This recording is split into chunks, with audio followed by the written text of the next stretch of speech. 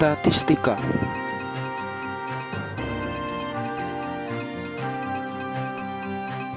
Statistika terbagi menjadi dua, yaitu statistika deduktif dan statistika induktif. Kedua itu membentuk sebuah data.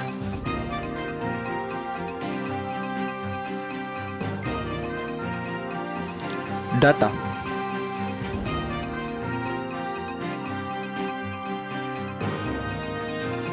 Menurut Nuzula Agustina 2012, data adalah keterangan mengenai suatu hal yang sering terjadi dan berupa himpunan fakta, angka, grafik, tabel, gambar, lambang, kata, huruf-huruf yang menyatakan suatu pemikiran, objek, serta kondisi dan situasi.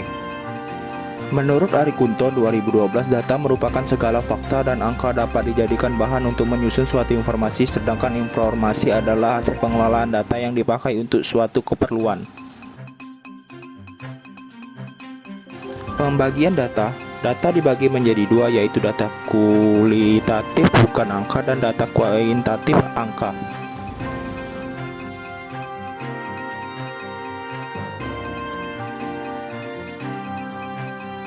Ukuran pemusatan data.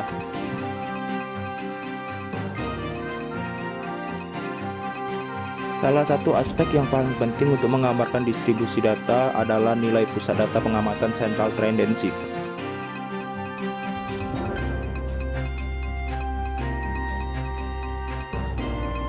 Setiap pengukuran aritmatika yang ditujukan untuk menggambarkan suatu nilai yang mewakili nilai pusat atau nilai sentral dari suatu gugus data himpunan pengamatan dikenal dengan ukuran pemusatan data tendensi sentral.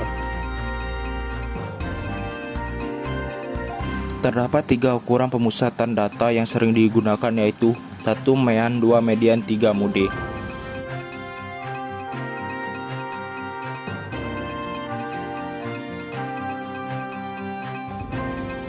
Terdapat tiga ukuran letak data, yaitu 1 kuartil, 2 desil, 3 persentil.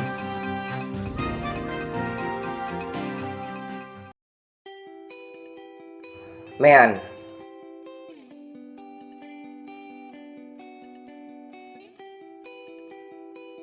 Mean dihitung dengan menjumlahkan semua nilai data pengamatan kemudian dibagi dengan banyaknya data.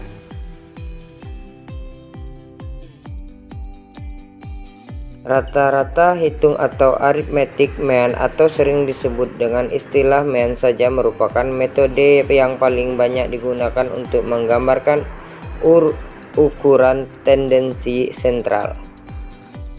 Rata-rata hitung mean untuk data ketunggal. Contoh 1, hitunglah nilai rata-rata dari nilai ujian statik berikut: 20, 40, 50, 60, 60, 70, 70, 70, 80, 90.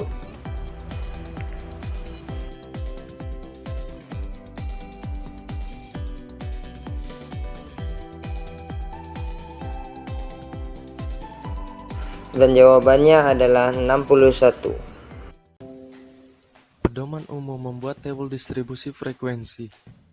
Langkah pertama dalam membuat tabel distribusi frekuensi adalah menentukan kelas intervalnya. Di sini terdapat 3 pedoman yang dapat kita ikuti. Yang pertama adalah berdasarkan pengalaman. Berdasarkan pengalaman, jumlah kelas interval yang digunakan dalam menyusun tabel distribusi frekuensi itu adalah berkisar antara 6 sampai dengan 15 kelas. Yang kedua ditentukan dengan membaca grafik, dan yang ketiga ditentukan dengan rumus Sturges.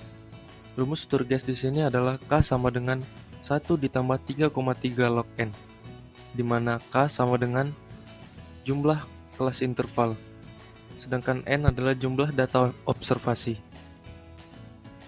Mean dari data distribusi frekuensi atau gabungan. Yang pertama adalah distribusi frekuensi. Rata-rata hitung dari data yang sudah disusun dalam bentuk tabel distribusi frekuensi dapat ditentukan dengan menggunakan formula yang sama, dengan formula untuk menghitung nilai rata-rata dari data yang sudah dikelompokkan. yaitu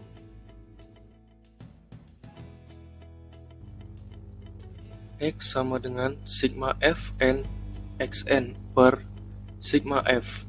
Keterangannya, Xn sama dengan nilai atau data ke N, sedangkan Fn adalah frekuensi ke N.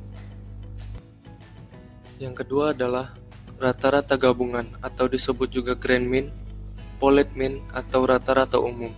Adalah cara yang tepat untuk menggabungkan rata-rata hitung dari beberapa sampel. Berikut adalah contoh rumusnya. Oke, selanjutnya adalah pembahasan tentang median. Di sini kita membahas median.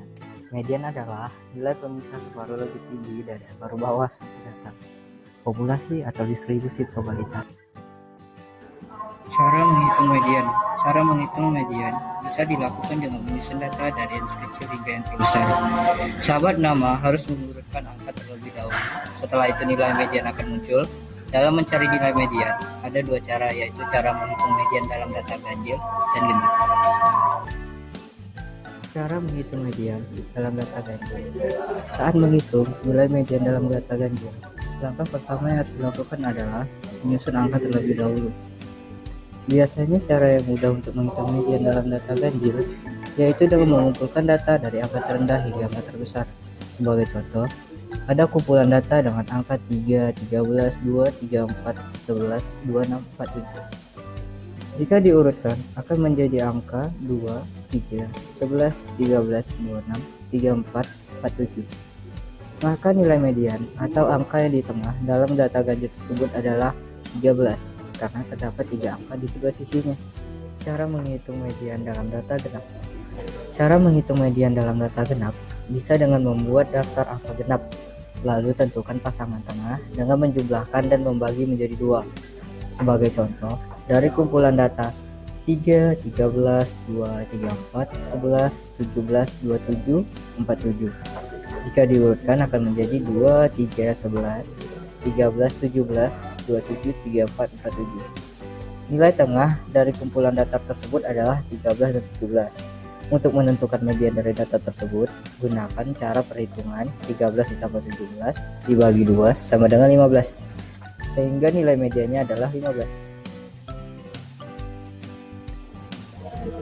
Perbedaan median dengan yang lainnya. Perbedaan mean, median, dan modus adalah mean merupakan nama lain dari rata-rata, yaitu perbandingan antara jumlah data dengan banyaknya data. Median adalah nilai tengah dari data terurut, dan modus adalah data yang sering muncul.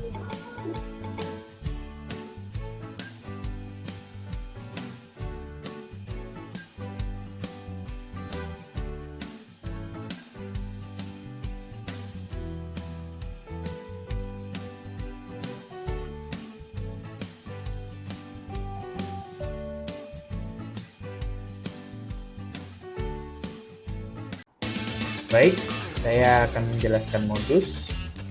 Modus adalah data yang paling sering muncul atau terjadi. Untuk menentukan modus, pertama susun data dalam urutan meningkat atau sebaliknya, kemudian hitung frekuensinya. Nilai yang frekuensinya paling besar atau sering muncul adalah modus.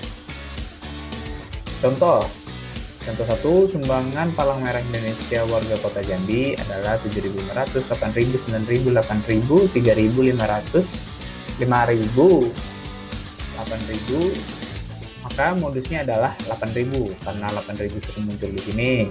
Contoh 2, 4, 5, 6, 7, 7, 8, 9. Nilai yang sering muncul adalah angka 7. Frekuensi terbanyak adalah dengan 3, sehingga modusnya adalah 7. Kesimpulan,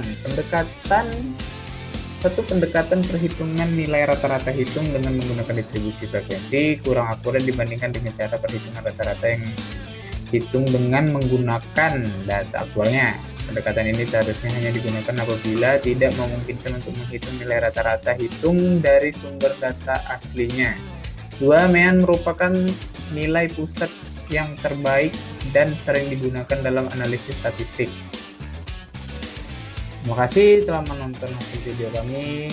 Kami ucapkan Assalamualaikum warahmatullahi wabarakatuh.